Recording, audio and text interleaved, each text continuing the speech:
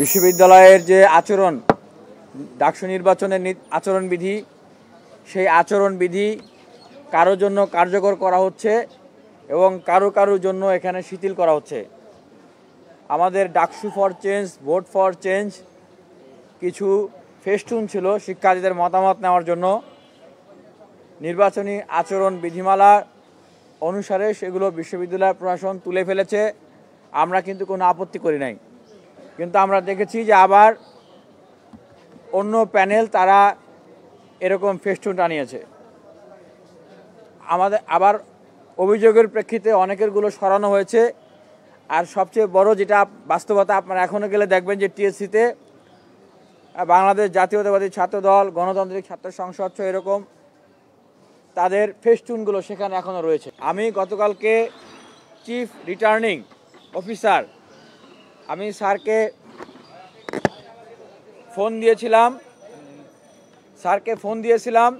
স্যারকে ফোন দিয়ে আমি সবিনয়ে জিজ্ঞাসা করেছি যে স্যার, যদি কোনো ছাত্র সংগঠনের নামে কোনো ফেস্টুন থাকে, কোনো ব্যানার থাকে, সেটা কি সেই ছাত্র সংগঠনের যে প্যানেল বা যারা সেই ছাত্র সংগঠন থেকে ব্যক্তি হিসেবে প্রতিনিধিত্ব করছে তাদেরকে প্রভাবিত করে না? যদি আপনার নির্বাচনী বিধিমালা অনুযায়ী প্রভাবিত না করে, তাহলে আপনি আমাকে এক্ষুনি বলেন, আমি ছাত্র অধিকার পরিষদের নামে আমি ফেস্টুন করব। আমাদের সেই দীর্ঘ 6 বছরের যে লড়াই সংগ্রাম আন্দোলন, শিক্ষার্থীদের জন্য কথা বলা, হামলা মামলা, ফেসিবাদের দিনলিপি, আমরা সেগুলো সেখানে তুলে ধরব।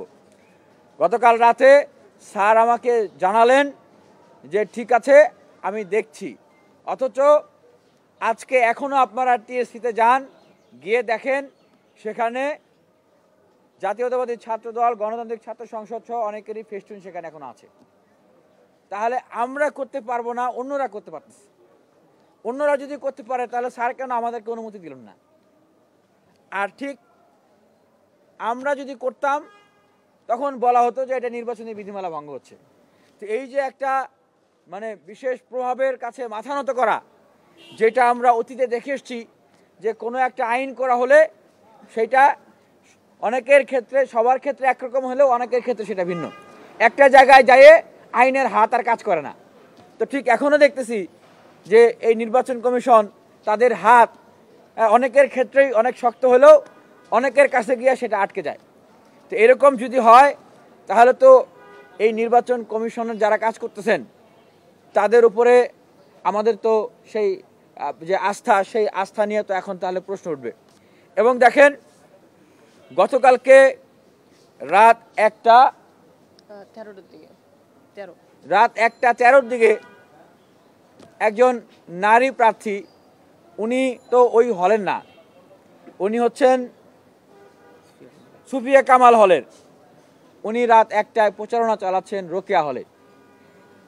আমরা দেখলাম যে ছাত্রদলের আরেকজন ক্যান্ডিডেট, উনি একদম মিছিল টিছিল স্লোগান নিয়ে গিয়েছেন, যেটার বিষয়ে অনেকেই অভিযোগ করছেন। একটা ছাত্র সংগঠনের চাওয়ার কারণে মনোনয়ন তোলার দিন একদিন বাড়িয়ে পর্যন্ত দেওয়া হয়েছে। তাহলে এখন এইভাবে করে কি আসলে লেভেল প্লেয়িং থাকছে? লেভেল প্লেয়িং ফিল্ড তো থাকছে না। এটাই আমরা জানাতে চাচ্ছি যে যদি আইন নিয়ম কানুন থাকে সেটা সবার জন্য সমান হবে। এখন সময় তো শেষ হয়ে গেছে, সবার জন্য সমান ট্রিটমেন্ট আসলে এখানে হচ্ছে না, এটাই আমরা জানাতে চাচ্ছি। আর আমরা স্পষ্টভাবে বলছি যে দেখেন, রিডিং রুমের ভিতরে যেও প্রচারণা চালানো হয়েছে, অনেকেই অভিযোগ দিয়েছেন, তারপরেও কিন্তু কোনো ধরনের কোনো ব্যবস্থা গ্রহণ করা হয় নাই ছাত্রদলের ভিপি প্রার্থী। তো তাহলে ওই জায়গায় গিয়ে তা হাতটা আটকে যাচ্ছে, বিচার হচ্ছে না। ওই জায়গায় গিয়ে তো আইন কোনো প্রয়োগ হচ্ছে না। তাহলে আমাদের উপরে কেন বারবার আইন প্রয়োগ করা হবে? তাহলে কি এখন আমরাও কি সেই আচরণ বিধিমালা, আইন কানুন ভঙ্গ করা শুরু করব? আমরা তো সেটা করতে পারবো না।